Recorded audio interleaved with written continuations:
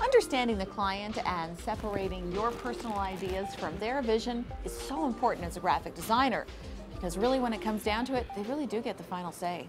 Speaking of which, Tara, I don't know if the client's going to get that whole restaurant hippopotamus theme you got going. What? What?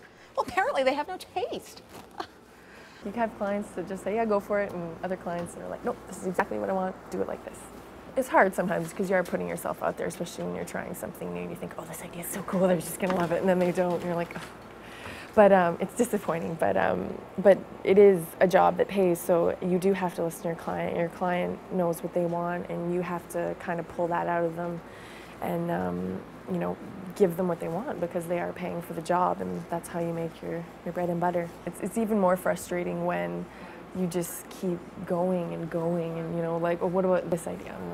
Well, I'd like it, but try this, and then you try that. Well, okay, let's do this. So it can get kind of endless, but you got to keep plugging away at it. It's, you know, the nature of your business. You got to please the client. You got to give the client what you want. You're an artist that gets paid. You get to do all those fine artist things as well, but you apply them to a media, like rather than just drawing this amazing piece of artwork on a canvas. You're drawing an amazing piece of artwork on a canvas that you're going to use for an editorial piece on, you know, artistic flair, interior design, or something like that. You're applying your art to something. It's not just, you know, like I said, a blank canvas. It's used for something, a brochure, a magazine, a newspaper, books, all sorts of things. It's hard to define. You do a little bit of everything from, you know, typesetting to wild and crazy ideas. A lot of the newer software out there makes it pretty easy for anyone to consider themselves an amateur graphic designer. I guess it's kind of like being a doctor. Everyone thinks they can do it. One of the myths that most designers cannot stand is that we just push the magic button and this wicked awesome design comes up on the computer screen in 3.5 seconds. It takes time, and what we do is it's an expertise. Like it's like taking your car to a mechanic, and a lot of people, because everyone owns a computer, and then most people do own some sort of art program that they know what we do and they think we can do it so easily. It's not always true. So sometimes it can be very frustrating that people just think, well, why can't you just, you know, whip this off in 30 seconds? It takes time, and what we do is an expertise, and we learned it, and we went to school to learn it. So, and you got to start at the bottom. I think that's another myth that people get a little caught up with in school, that, you know, they're doing all these great projects and coming up with all this great stuff, and they're like, oh, I'm gonna go out there and just, you know, knock them dead. Well, your first year as a junior designer, you're like changing the dates on a coupon or a calendar or something. It's not always these great, huge products that we're designing. And I think another myth too is that we have total creative freedom. I found in school too that you know, you're always given creative freedom. You know, this is your client, design whatever you want, go as far as you can, push the envelope.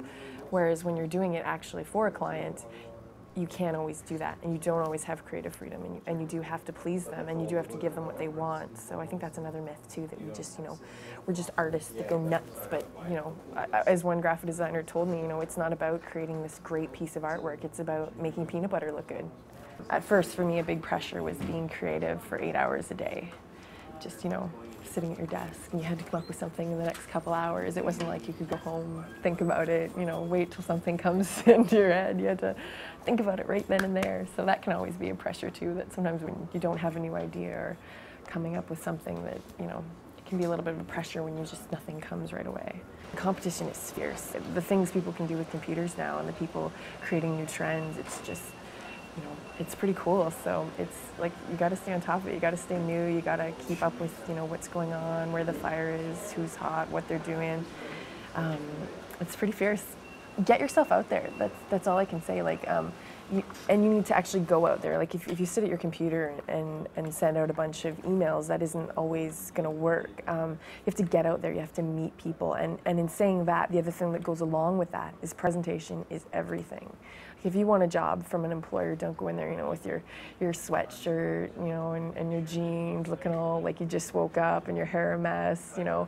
Look presentable. I mean, don't like walk in there with a suit, but, you know, dress for you, but presentable. Present yourself in a manner that that's not necessarily corporate, but professional. Like, you have to look the part if you want the job, and have your portfolio ready and at its peak and always ready for anything. Like if they say, you know, can you come in tomorrow at 8 o'clock and it's 4 o'clock that night, you shouldn't think, oh, I got all this stuff to print. It should be, yep, I'm ready to go. I'll be there at 8 o'clock. So I guess be ready, be presentable, and be out there and use your contacts, like your teachers, your friends, your parents, anybody, fellow students. Just, you know, talk to everyone you can, show your portfolio to absolutely everybody you can. Even if they won't give you a job, they can vouch for you. Oh, I know this student, she's great, you know, her portfolio is awesome. You should just interview her. So, yeah, just get out there, do what you can. Don't sit at home and email people, it won't happen. When most of us think about a restaurant, a brand name, or a big company, an image of the logo almost always accompanies the thought. It's called subliminal advertising. And that's how they get us. Kempenfelt Graphics Group offers everything in graphic design, from printing to design work to touching up, you know, photos, artwork, illustration. We work for Wildfire, so we offer the Wildfire variable children's books online. We do design work, we do corporate logos and identities. And so pretty much all that you can think of, we can cover.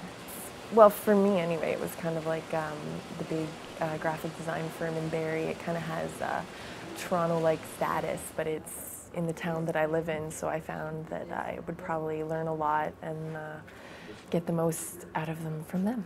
Your coworkers support you and you support them, and you trust them enough that if you're in the middle of a project and it's mostly yours, that they say, well, I'll just, you know, fix the type for you because you've got something else on the go, that, you know, you can trust them. You say, yeah, no problem, go ahead, go do it. I trust you, you're good.